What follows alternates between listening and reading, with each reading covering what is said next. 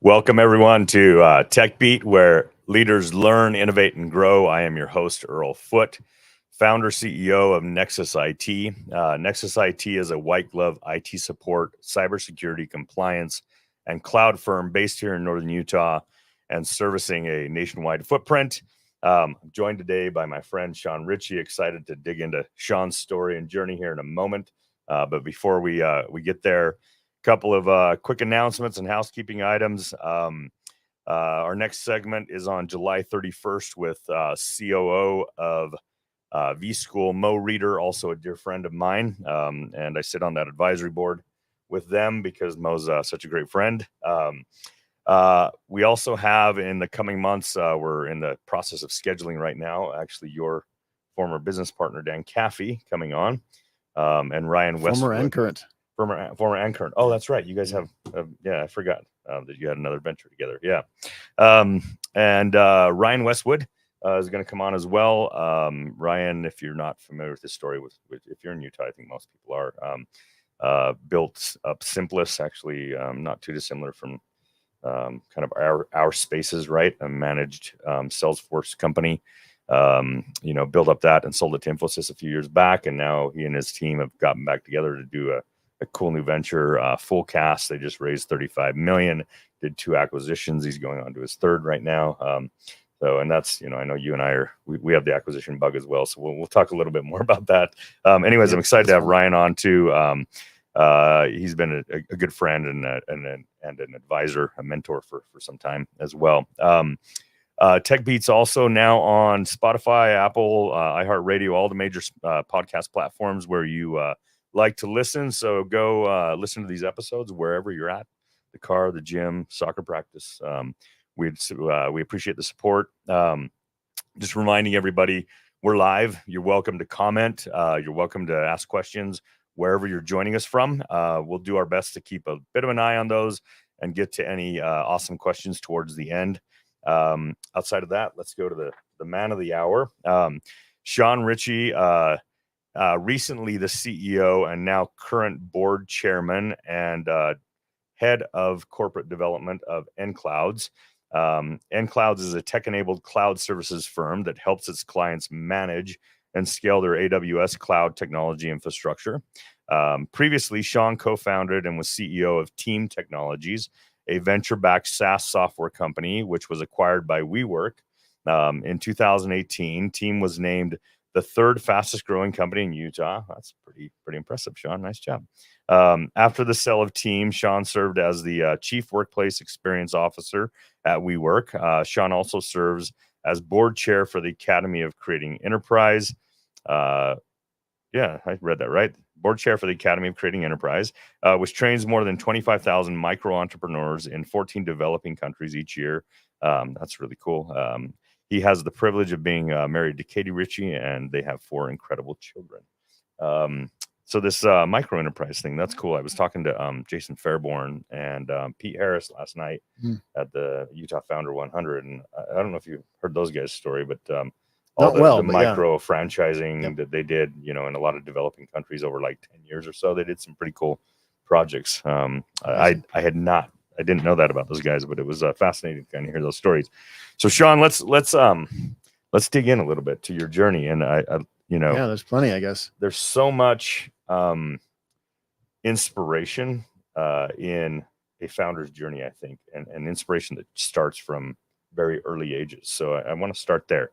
Let's talk about Shaun Ritchie as a kid, as a teenager, Shaun Ritchie into college years, and then on to entrepreneurship. Tell us a little bit about, what was that was like? Where did you grow up? What was the family like? What were you into? What captured your fancy back then? And how did it all morph into getting the entrepreneurial bug? Yeah, no, great tee up. Thanks, Earl. As you were talking here, just mentioning several names, like several people that are in this community, right? This entrepreneurial community. It's been amazing over the course of my career, anyway, to really surround myself with people, right, who are doing interesting and creative and growth oriented things. And I think that is a function. We all gravitate towards people who we know, right? Or who we like, or who we want to be. Yeah. I think we all do that. And I think just naturally that seems to have not only, when we're kids, but also when we're adults, right? You and I are somewhat well into our careers now with different companies and things like that, and certainly we're becoming seasoned gentlemen. Yeah. Shaun. Seasoned. There's a little bit of gray hair that goes along with that now. But yeah, Dan Caffey, he and I have been really good friends and business partners for more than 20 years now, right? You've been building your company for a longer than that. And Ryan kind of, similar. So I feel like there's a lot of opportunities there and kind of lessons just to gravitate towards people who you want to be like, you want to know. You talked about, being kids and growing up, and one of those things. So I grew up in the Phoenix, Arizona area, okay, west of Phoenix. My dad actually went to work for Swift Transportation. Okay. Interesting that his parents had gotten to know. So Jerry Moyes is the kind of the founder of Swift Transportation, or we all think he is. Actually, his dad actually founded it. But Jerry Moyes has become a kind of an industry icon in the trucking industry. Yeah. Many people in Utah know Jerry Moyes because Jerry Moyes kind of built out Antelope Point Marina down in Lake Powell. Yeah. And so a lot of people with houseboats down there have kind of gotten to know that story a little bit. But when I was growing up, right, he was my dad's boss, and I remember one specific time where I wanted to go to prom, and I was like, hey, who's got the coolest car that I could find to like ask them if I could go to prom in their car? And it was Jerry Moyes. And my dad asked him, and my dad had been working for Jerry for 20 years at this point, right? Yeah. So there's a long time relationship there, and he said, well, I'm not going to ask him, but you can. And I said, okay, I'll go do that. So he got me access to the office, went down there, got a quick little appointment with Jerry Moyes, and I went into his office and I asked him, I said, hey, could I borrow your car? This was a Mercedes S-Class, right? Convertible, red, gorgeous car. Okay. Yeah. And I'd seen it somewhere, and I was like, okay, that's the car that I'd love to, if he would let me do it. Yeah. And, he looked me in the eye and said, are you going to return it in the same condition that you found that I'm giving it to you? And I said, yes, sir. And he said, here's the keys. Wow. Or maybe not right then, but he said, I'll give it to you. Right. Yeah. And so I sure did. Right. And so that kind of gave me like a little bit of confidence, like, oh, I could go ask this person. I mean, this was a big deal person. He was the CEO of this company, even at the time. Sure. And so I guess it just kind of one experience of like, figuring out how to make an ask. You right? were 16, 17? Yes. Yeah. Yep. Yeah. So you're 16, 17. You're pitching the CEO of a probably a 9-figure national company, maybe even a 10-figure national company at that point. Yep. You could sell anything if you can sell the CEO on lending out his car, right? And I returned it to him right in the same condition that I got it in, and I had a little bit of fun in that car. It was I got it up to, I won't say how fast, but it was an amazing experience. But funny enough, we borrowed my buddy's uncle's Stingray. It's like I don't remember what year it was, but like a 70s Stingray, for prom too. It was pretty fun, and we drove it way faster than we should have. We did return it in the same condition. Right. That's right. Just a few more miles, and then you're good to go. But I wasn't planning on sharing that experience, but that was a fun one to think about. Growing up in Phoenix. I think one of the earlier memories that I have. So my dad, right? He was a company guy, right? Worked for the same company for Swift Transportation for 30 years, and retired from there. He must have had some clout. He was the VP of safety. Yeah. Okay. Yep. Yeah. Yep. I mean, so he was, he kind of worked himself up, but, before that, he was a cop, right? He was a cop. He was a highway patrol cop on a motorcycle in the okay. 70s. All right. But like Eric Estrada. that's right. Yes, he had the same cop mustache, the glasses, the whole thing. Like, man, he was classic. living the life. Oh yeah, classic. But he got an opportunity to go work for a company, and got a couple of stock options, and worked really, really hard, right? But not the classic entrepreneur, but really taught me so much about just resilience and staying with it, right? And doing a good job, right? What you need to do. And being the head of safety, right? At a trucking company, there's accidents every day. A risk manager, right? Risk manager. Yeah. And his team would take care of most of the stuff, but when it got sticky, right, that was when he had to get involved. So really taught me a lot about safety, actually, in that, but just about being grounded and working really hard. So let's step back just real quick before we go into starting to get into kind of your college career and then career, right? What were you into as a kid or a teenager? What were your hobbies? What did you do down in the valley that kept you maybe in trouble? Mostly indoor things. So, right? It was hot. 115, 118. Growing up, right? We had a swimming pool, but it was a bathtub in the summertime. But growing up, so my family was historically from Ogden area, Ogden, Utah area, but I grew up in Phoenix. But every summer we'd go up and visit my grandparents. Yeah. My mom's parents up in Ogden. We'd go stay with them for about a month or so. And there was a golf course that was within a walking distance. My grandmother and my mother, they like to go on walks early morning, and so we'd do that. And there's a golf course up in Ogden. It's I'm forgetting the name of it. The Ogden Valley something. Okay. Anyway, it's there.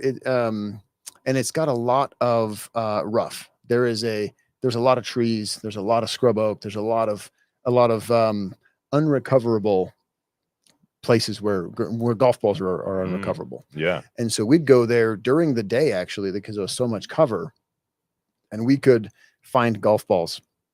And for several years, we would go up there and we would take shopping bags in our pockets and then fill them up with golf balls that we'd find. We'd clean them up, and then I ended up taking them down to Arizona. I was just learning to golf at the time. Again, kind of 14, 15, 16, before I could drive, for sure. And there was the closest business to my house was actually a golf course. It was a county golf course. And I was like, you know what? I bet I could sell golf balls. I got all these golf balls. Fantastic. They're pretty new. I could clean them up and I could sell them to these golfers. Yeah. And I would have to be outside the course, from the road, kind of the shoulder, and then there's the golf course and the things. And I would go there a couple of times, but the marshals got a hold of it, got word of it anyway. Yeah. And they would harass selling me. Golf balls. How many would you sell them, like in a pack or? One at a time, or like 6 at a time, 6 at a time. Whatever. I was 15 years old. I was undercutting the golf pro shop for sure. Of course you're right. This is your first entrepreneurial foray. Yeah, really was. Really was. And I got kicked off of that course so many times. And I didn't have a cell phone right at the time. Well, of course not. Yeah. And so I had to wait until my parents had dropped me off, set me up at a little table, and I had to wait there until the appointed time that they were going to come pick me up a couple hours later. Sure. Yeah. Right. Yeah. And they would harass me and ended up, not letting me sell golf balls. After a while, they kind of wised up to this, and they would find me out pretty quick. Yeah. But anyway, that was kind of the first. So you just had to close up shop. I did. I ended up working at the golf course. They ended up hiring me, actually. They did. Okay. At the golf course. I couldn't sell my golf balls there, but it's got some ingenuity. Yeah. He's that was fun. That's probably not a horribly that's a pretty smart employer, I think, to go like that. That kid's buy got your something. Competition, right? Yeah, right. I mean, go hire him. Again, we're both into the M&A thing, so yeah. Well, that's cool. So that's kind of where it started. Did you go to college? University? Yeah, so I ended up going to BYU. so moved up from Phoenix, going to BYU, and stayed there for 4 years. I actually didn't. I told the story the other day. I didn't know that you could start a company while in college. I didn't know that you can start a business. I didn't really know that that was even an option.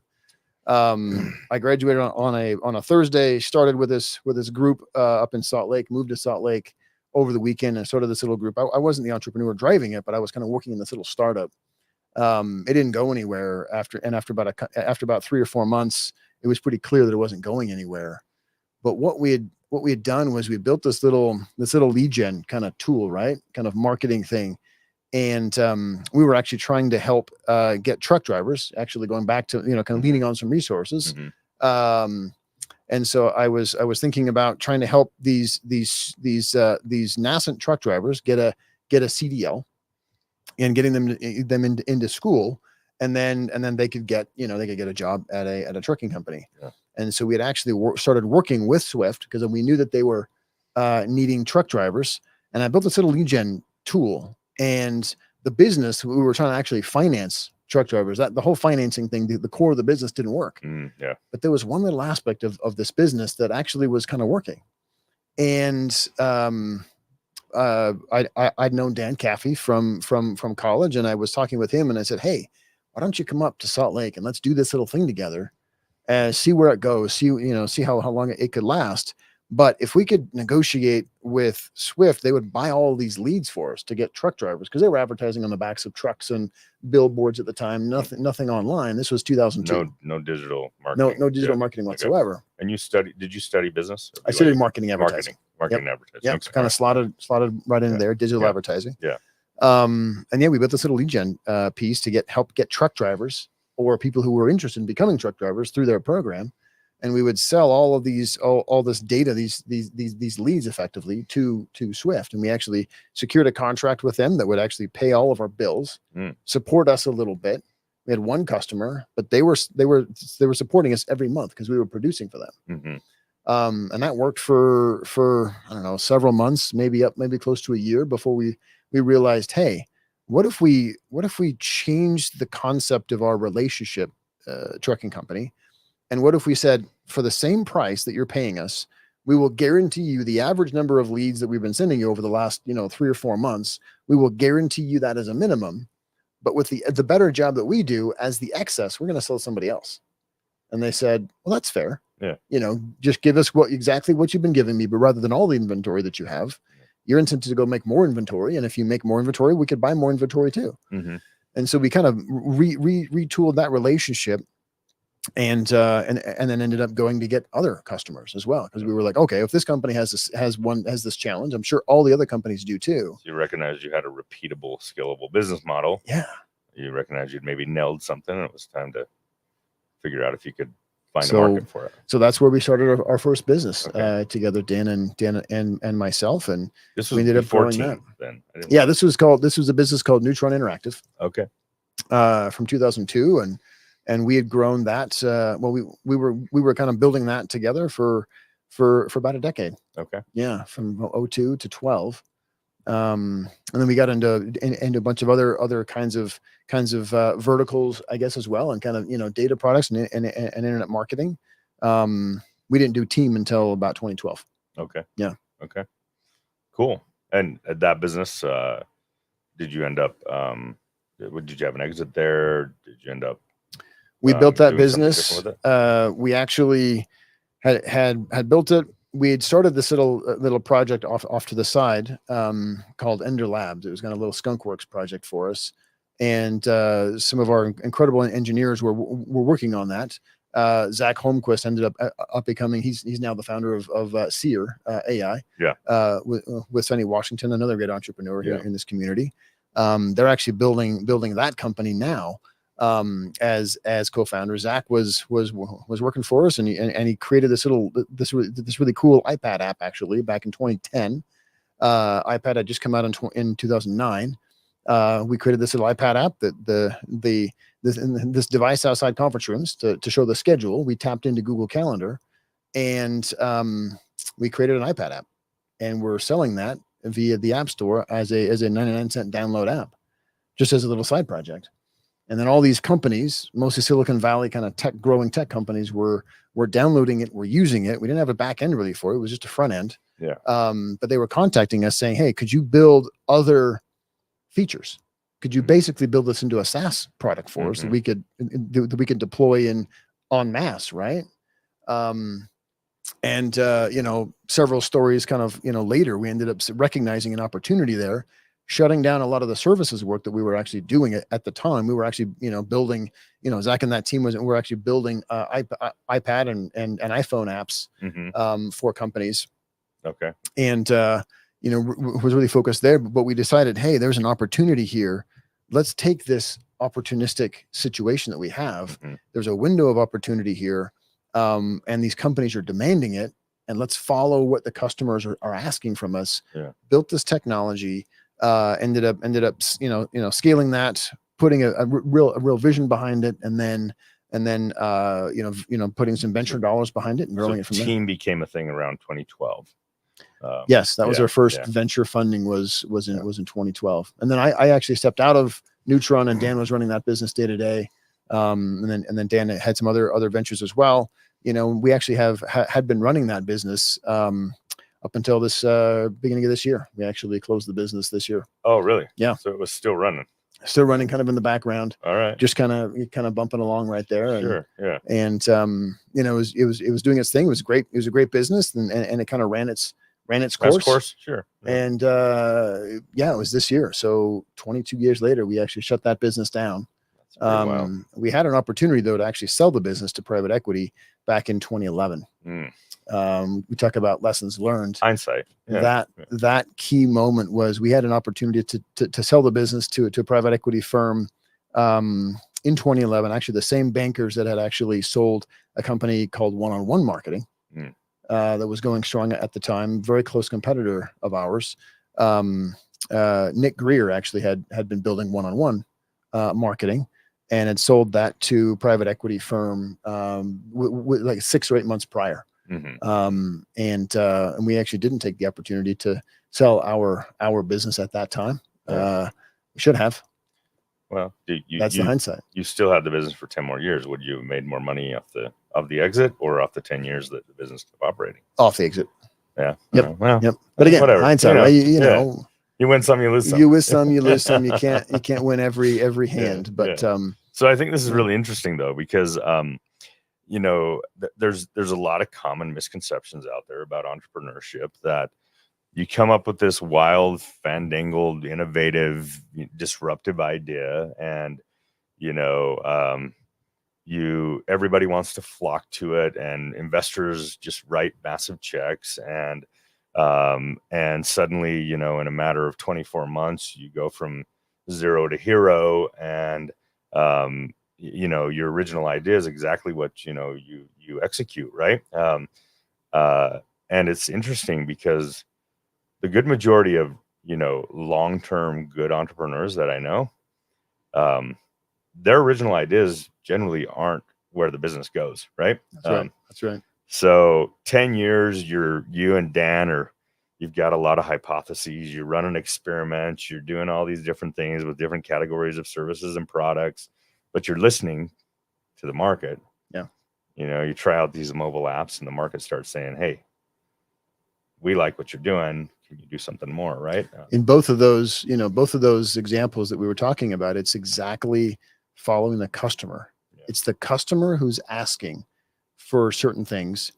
And if we think that our idea is just the best idea, and we're just going to get it done no matter what, it usually doesn't. Well, that never works actually, because you always have to keep moving with it.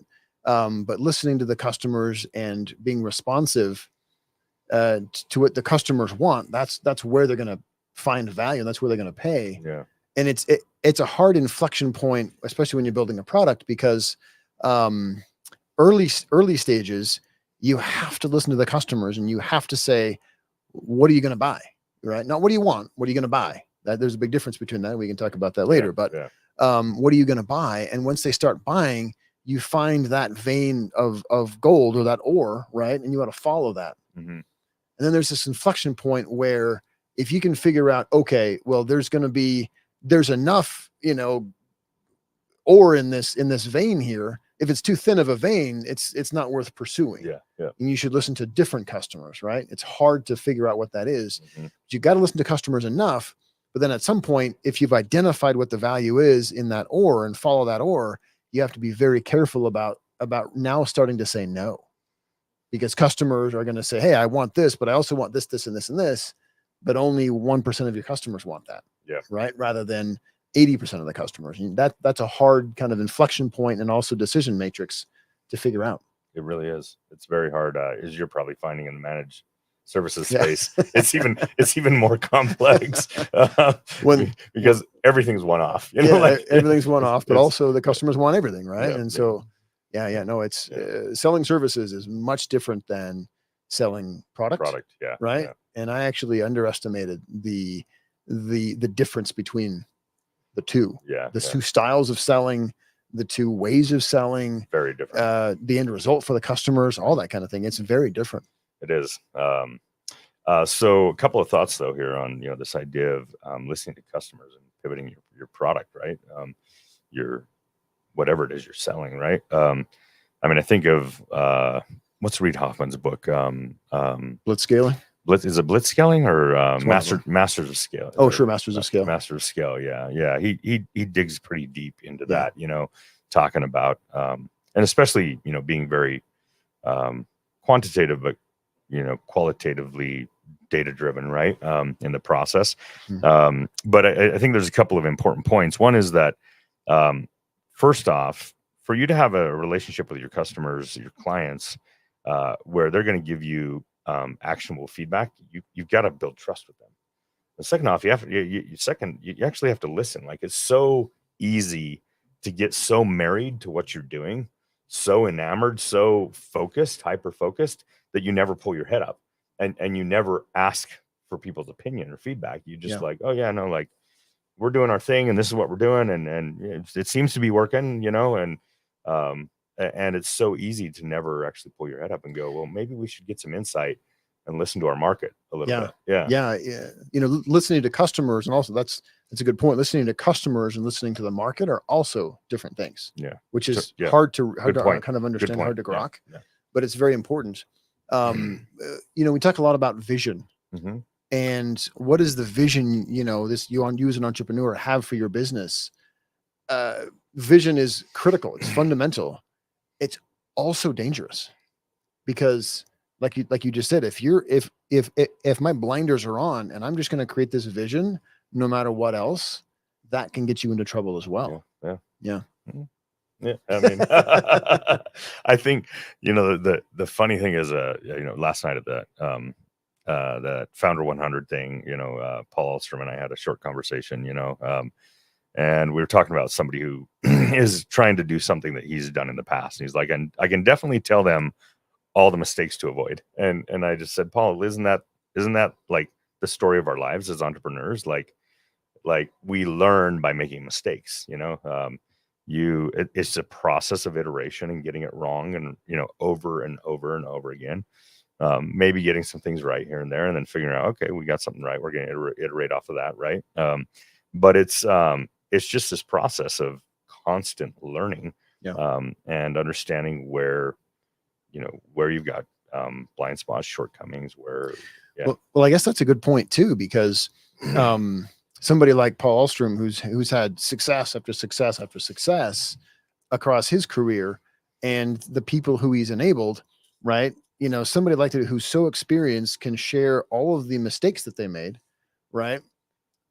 As an entrepreneur, as a kind of the next generation of entrepreneur tackling a similar problem, that entrepreneur has to take that with a grain of salt too, because maybe 10 or 15 years ago, we made the mistake of this, but that's not necessarily dogmatic, right? That's not necessarily maybe true today, because technology has changed or consumer habits have changed or something like that. Yeah.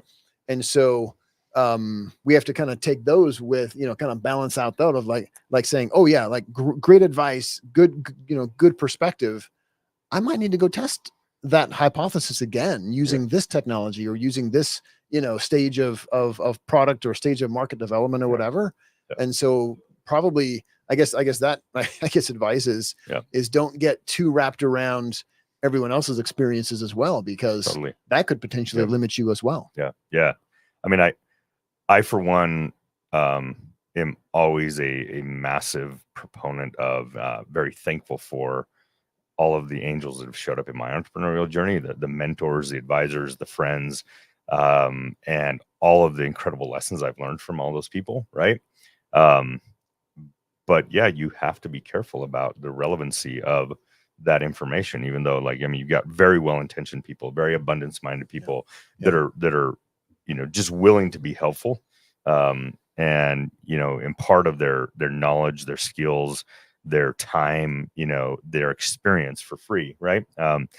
And yet every business is different. Every industry is different, and every business within every industry is different. And yes, the consumer behavior, whatever the market trends that are happening, you know, your software stack, you know, it's all different. Right. And so, it's important. This is one of the things I like to, you know, when budding entrepreneurs ask questions, you know, I'm pretty straightforward about, like, if somebody's telling you they have the exact formula of how to build a successful business, be extremely leery. Like there is no formula. There is no one formula, and it doesn't matter what industry you're in.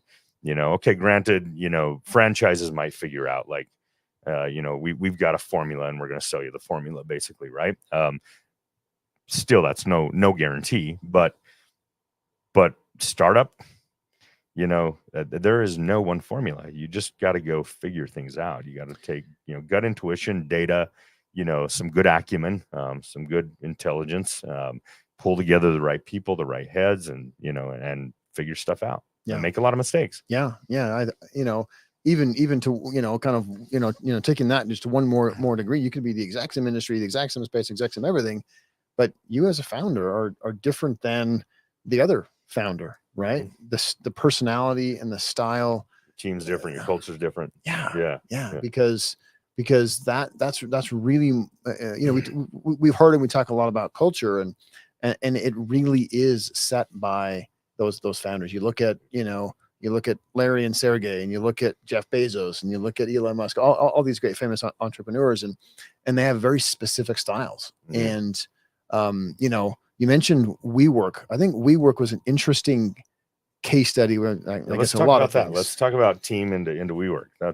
There's a lot of I mean, there's going to be plenty of case studies there. But what was fascinating being on the inside of WeWork was there were senior leaders from Salesforce.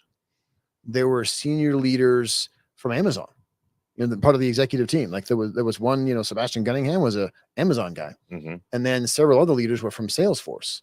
And other leaders were from other companies. There was even a former Google, leader. And then there was Adam Newman himself, right? And his style.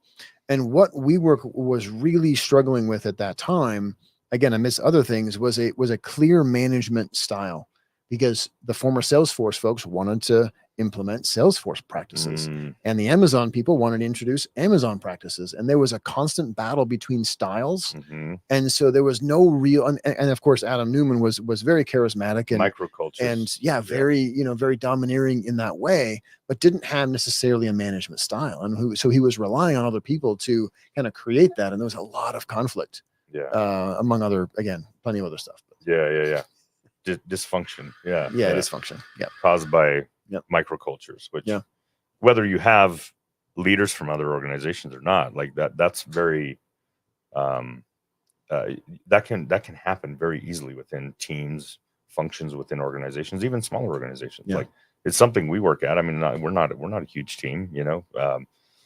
What do we have? A total of, I don't know, 6 or 7, 8 teams, you know, and functions, and 75-ish people. And each one of those has their own culture, right? We try to figure out how to bring those cultures together in a cohesive way. As long as they're harmonious. As a unified team, as long as there's you know, certain you know, not only KPIs, but just you know, different cadences that companies have as an organization. And then teams can innovate, can kind of apply that culture to themselves. yeah, I see that happen even within Amazon, right? We work specifically at nClouds. We specifically work with AWS. Yeah. And there's actually a difference in culture between Amazon and AWS. It's a little bit subtle. It's still all Amazon. Yeah. But there's much more. So in Amazon culture, there's no kind of PowerPoint, there's no slide decks, right? It's all written. In AWS, there's actually a blending of that. And so there's a lot more decks than I would expect, looking from the outside into AWS. Mm-hmm. But that's just one kind of tactical process that's a little bit different, and it's evolved. And I'm not going to comment whether it's better or worse. I don't know. But it's something that I've noticed. Yeah. Cool. So let's take a few steps back. Yeah. Let's go. So you're messing with these iPad apps, right? And you start getting Silicon Valley organizations that are saying, hey guys, like, we kind of like this, but we could use XYZ functions.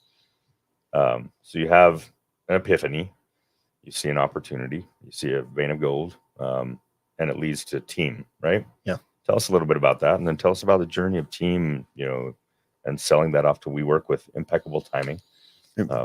Timing is a big deal. It's a big deal.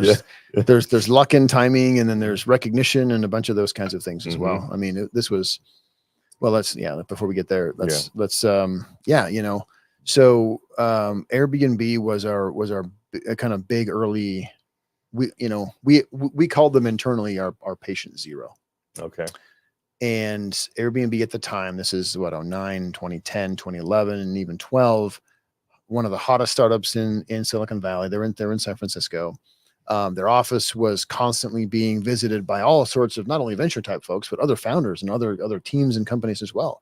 They had a great, kind of hot start, right? Mm-hmm. And so they had adopted our product, and our product is a technology product, but it was very visual, right? It was on the walls of all these conference rooms, and all these companies were constantly going in there and saying, hey, I like this, I like this, I like this. And so they would then end up contacting us. And so we had San Francisco covered, right? Again, startup selling to other startups. Headquartered here.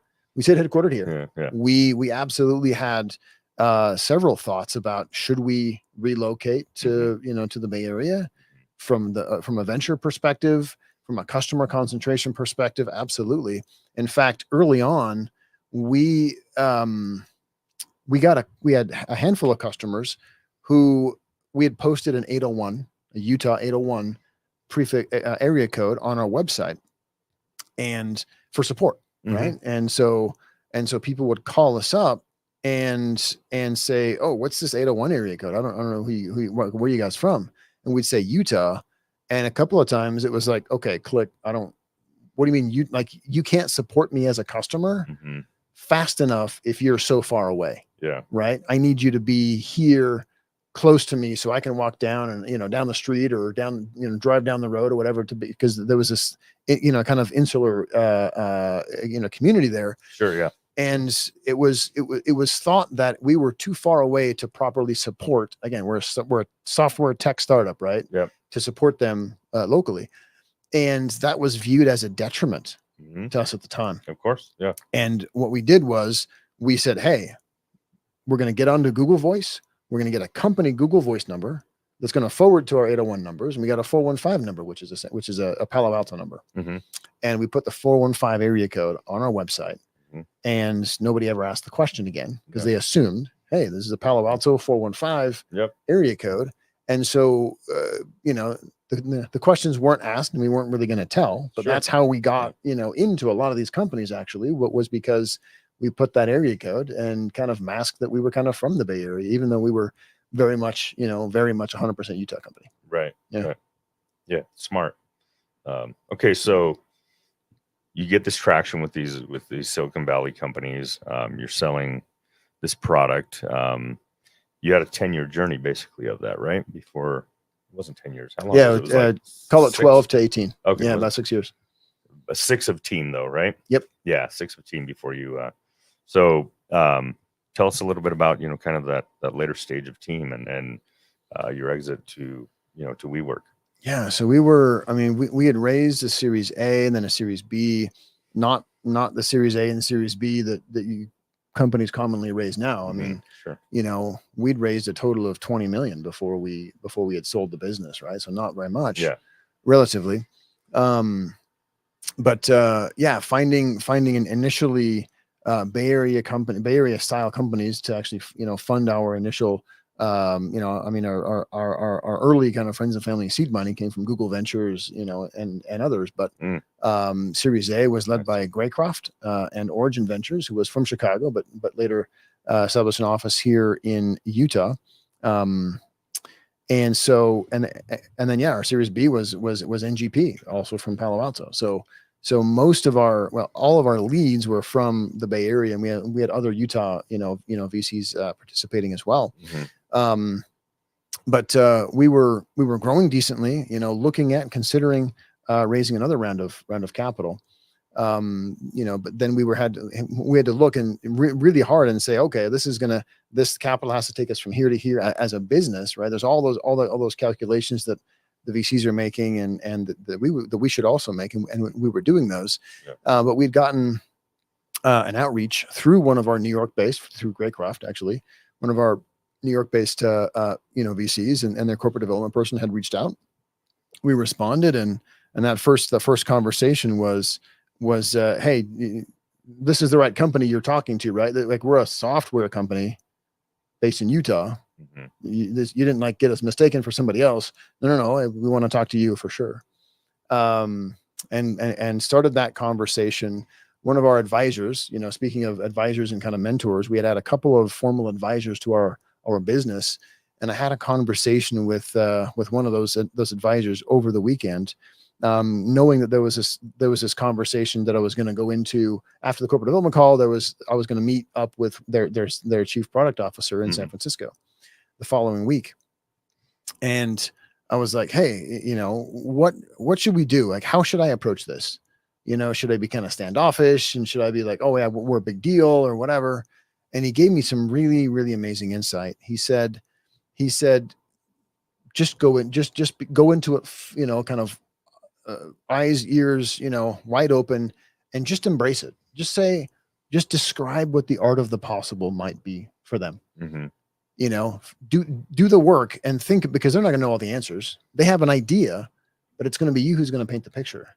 So I thought about that and had a bunch of conversations, with a few people, and then put together this vision about what our company could be as part of their company. Yeah. Whether we were going to do it or not, I didn't know. This is kind of an interesting, unconventional, many people would say misaligned, because, here's an office space company, right? Yeah. Okay, granted, run on software, right? But an office space company reaching out to a company with a hardware /software platform for meeting room management, basically, right? Yeah. And granted, workplace experience, WeWork has tons of, meeting rooms and workplace experience, but it seems like an unconventional strategic acquisition. So tell me a little bit about that. How did you paint the picture? What was the value prop? What we didn't, what we don't, we're not going to understand is what their motivations are, right? Sure.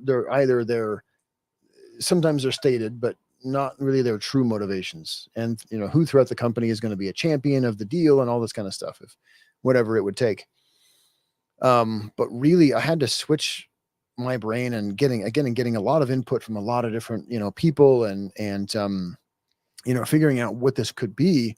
I just put together this strategy of what could we do together? Right. And so I went in and I basically pitched it. There was a full whiteboard.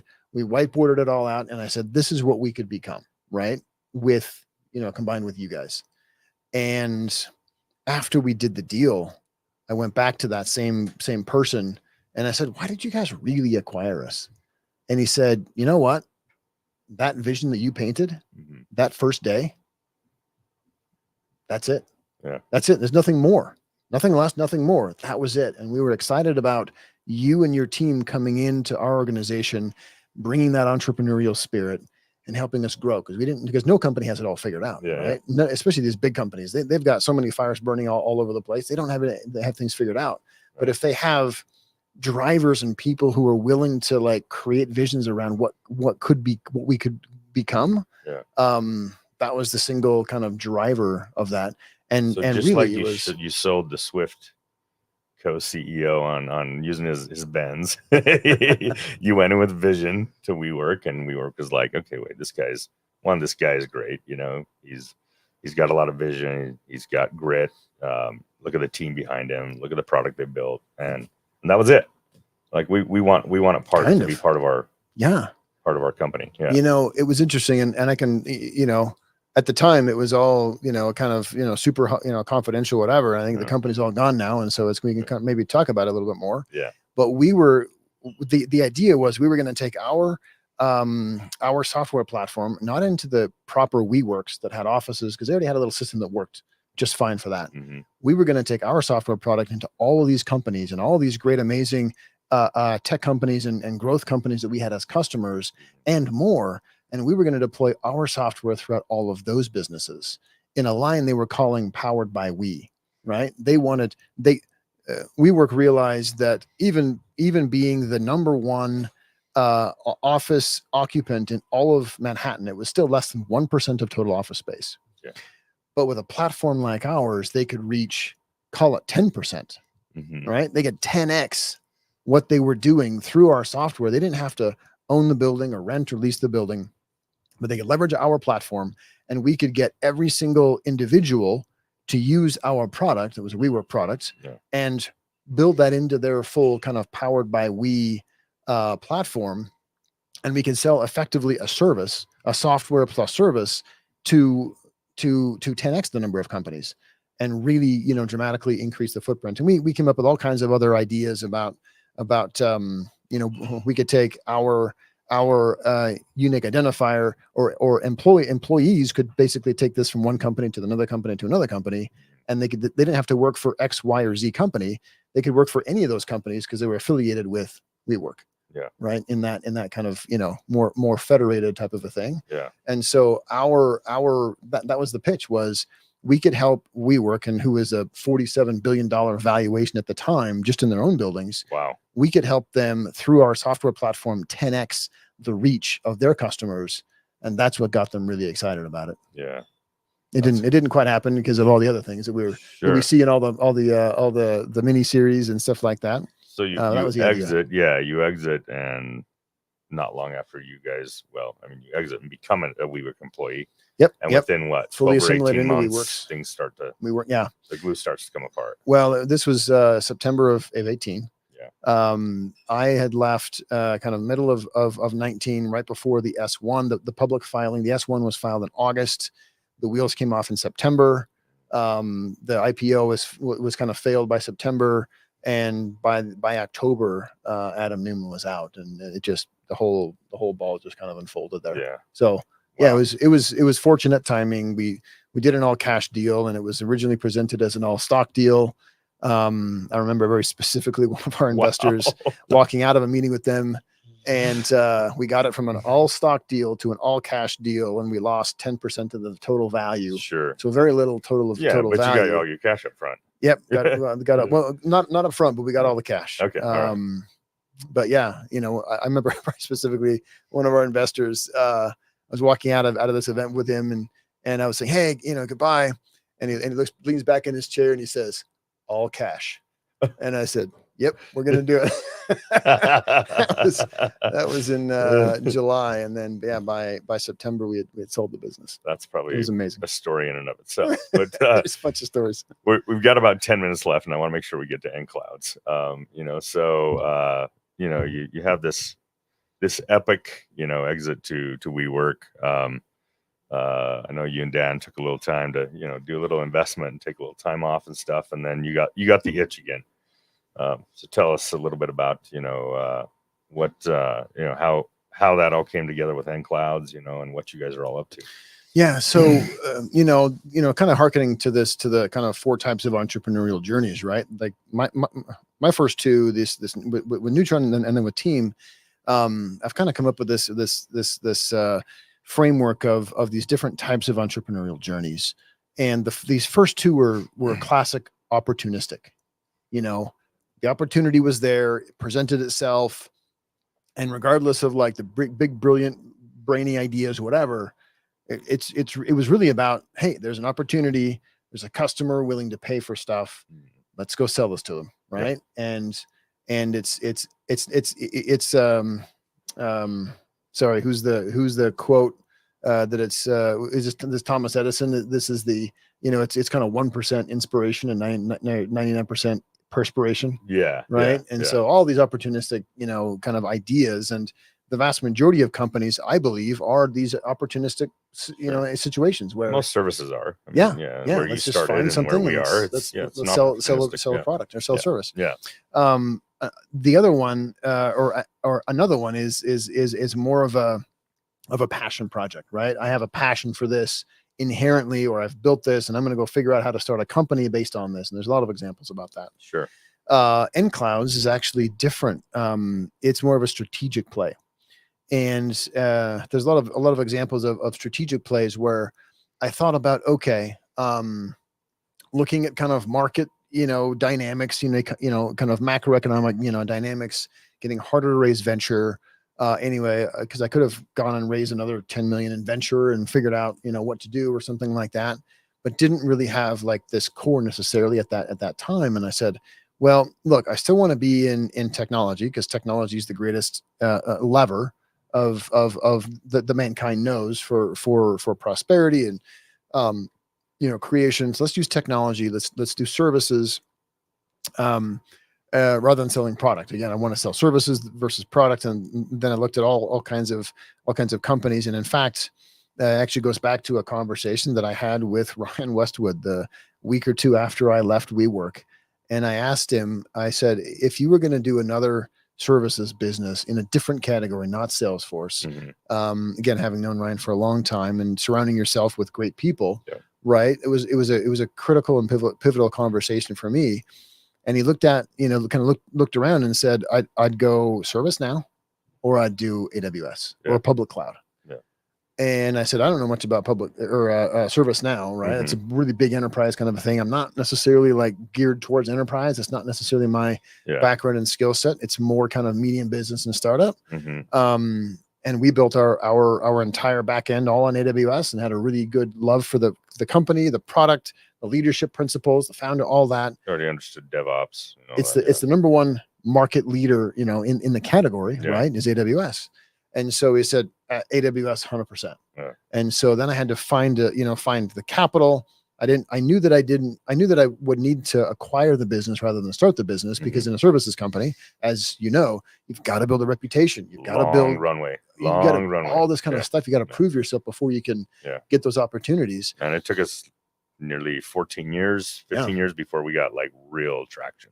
Before we were doing okay. We got up to 4 or 5 million in year revenue. But like before we got real traction, it was 14 or 15 years. So I was going to have to either look at that, or I had to short circuit that process and go buy a company with all the credentials and sorts of certifications and all those kinds of things, which we found one. So I had to find the right capital, had to find the right business, find the right, team to kind of take it over, and the right situation for that founder. The founder was looking at, ironically enough, moving to another company that he had started, which was a software business, venture. He wanted to go build a venture-backed software company, and I wanted to do services. And so I had put all those pieces together, and that's how that came about. It was very strategically, and then looking at where the market is going.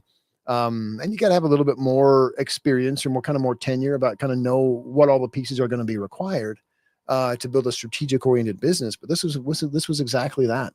Very strategic from the get-go, through the whole process of building the company, and then putting together all those pieces. And I really wanted to do that. And so that's what we did a couple of years ago. And it's a great business. And I've gotten to learn a lot more.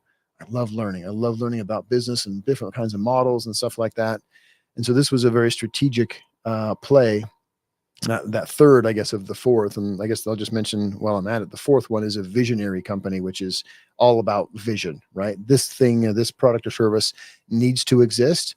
It takes a little bit more experience as well. Creating a new category, a new product or something. Convincing people there's a problem that needs to be solved that they need to dispense of their money with or for. So, and sometimes you get a little bit of like, hey, there's a solution before a problem. That's where you can get into those challenges there. But that's a way that you can do that. So those are kind of the four different things, and this is that third one of nClouds. and we're going to grow. We're going to continue to grow organically and as well through M&A. And we've bought 2 other businesses in the last few months and continue to grow the business that way. Yeah. Congratulations, by the way, on those acquisitions and the growth and, all the cool stuff you're up to. And that's a whole other story too. It's, yeah, we could do hours and hours on M&A, and hours on M&A and, productive ways to do it. And, ways that challenge you, right? Yeah.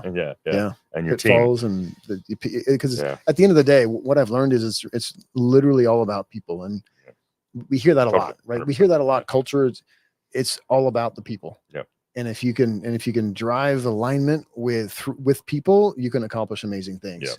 And even though all of the checks and the boxes and everything is looks good on paper, it always comes down to the people.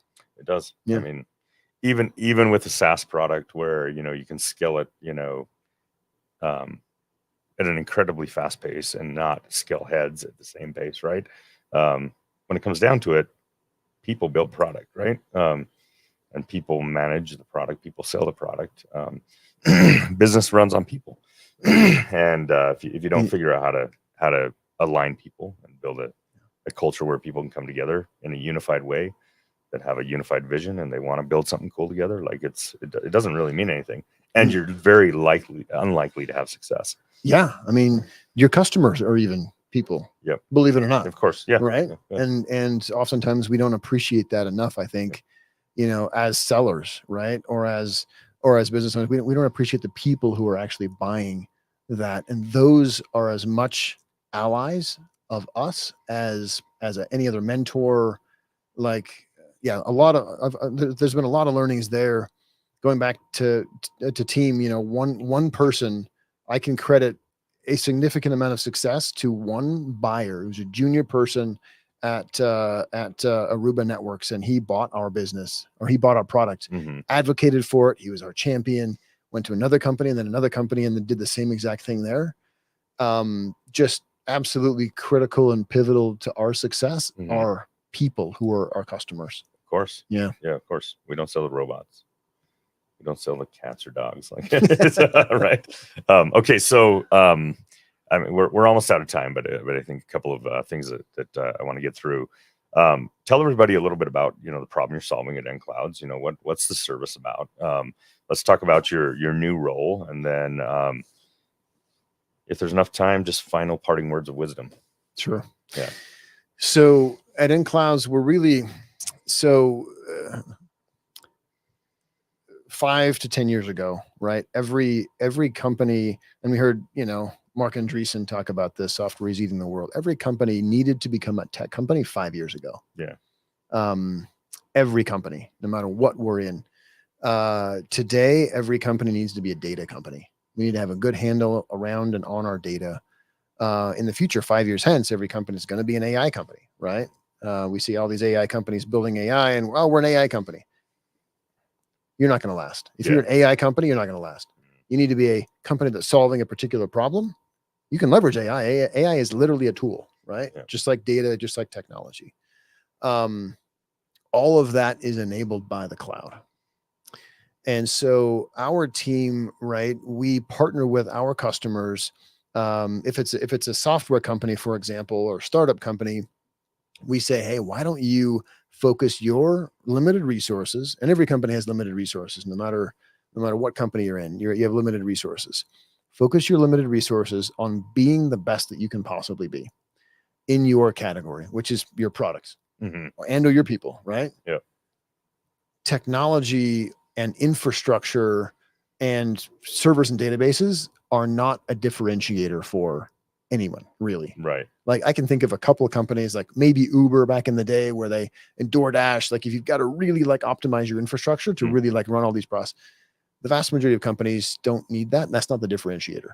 We can help take that over. We can help just manage and optimize and scale and secure your infrastructure, and let you focus on optimizing your product, your service, whatever your value, your distinctive value is in the marketplace. So that's how we'd like to think about that. Data is huge. Data, again, going back to databases and servers on the cloud. That's what AWS, it's what Azure, it's what that is. Yeah. So many companies, in fact, almost every company has massive data debt. We talk about tech debt, but data debt is massive. Yeah. And so our team can help sort, organize, manage all of that for you as well. Again, while your team focuses on the big, innovative, sexy stuff that you're working on, we can do all that stuff in the background. Yeah. And route towards AI, because we can leverage, and we do this quite a bit, right? Gen AI, we hear about this a lot. Our team helps companies adopt certain products to be able to leverage the power of independent, AI and Gen AI kinds of tools and products internally. But eventually, every company is going to need to have that built into their products in some way. Yeah. And if you don't have the right data process, pipeline, governance, all that kind of stuff, you're not going to be able to get there. So you've got to fix a lot of that stuff, or start from today. You can fix it later, or start from today, collecting it, driving it, and securing it, all that kind of stuff, to get to where you want to be. So that's a lot of what nClouds really does and helps with, and helps our customers with, and we can do that for a lot of different kinds of companies. All in the AWS ecosystem.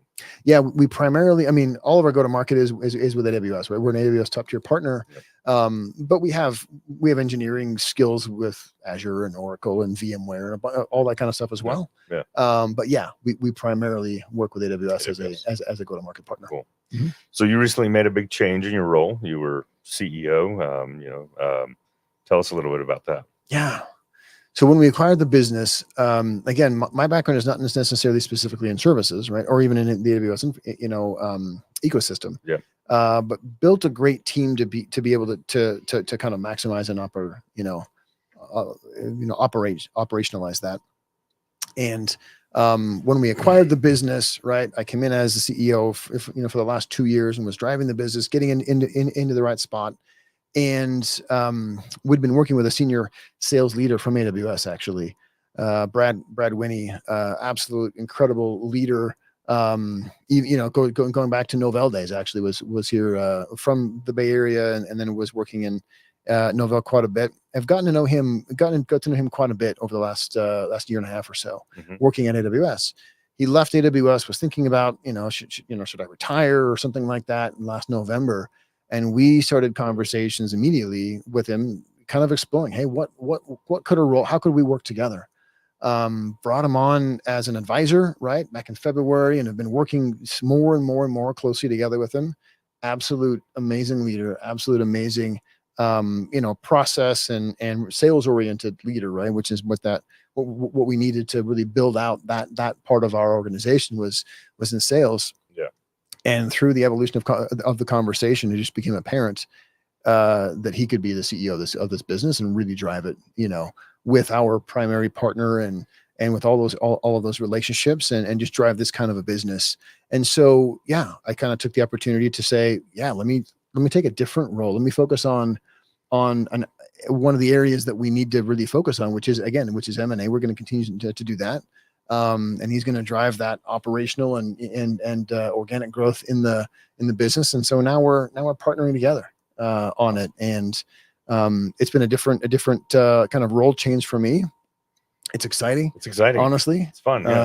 Because now I can lift my head up a little bit, and start really looking at what are the opportunities and where could we take this organization, and what else could we create. We're working on some really, really amazing plans about creating much more of a broader network and partnership base to drive a lot of mutual value for a lot of our partners and other companies that we work with. You can't say enough about the value of really getting into the crow's nest and out of day-to-day operations, for long enough that you can kind of peel back the layers and take a whole different look, with a different lens at the business and the clients and the market and the problem you're solving and the solutions. And like, you can't say enough about that. Right. And then, I'm a bit envious, honestly. Like it seems like a really fun role, to, day-to-day operations, operating a business can be a lot of fun, and working with people and huddles and,